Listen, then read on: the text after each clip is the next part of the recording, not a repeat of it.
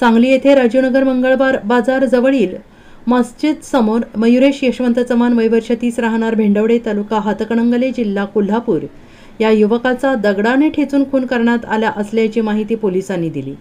Sanjaynagar police घटनास्थळी दाखल झाले आहेत। खुनाचा तपास संजयनगर पोलीस करीत आहेत। आरोपींना पकडण्यासाठी इतर ठिकाणी पथके तैनात करण्यात आली आहेत।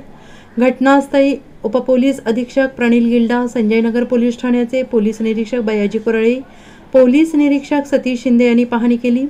अधिक तपास संजयनगर पोलीस करीत आहेत। मयूर चव्हाण सांगलीतील एका हॉस्पिटलमध्ये केअरटेकरचं काम करत होता। काल रात्री आपल्या हॉस्पिटलच्या कामावरून तो 8 वाजण्याच्या सुमारास बाहेर पडला अशी माहिती त्याच्या सहकाऱ्याने दिली।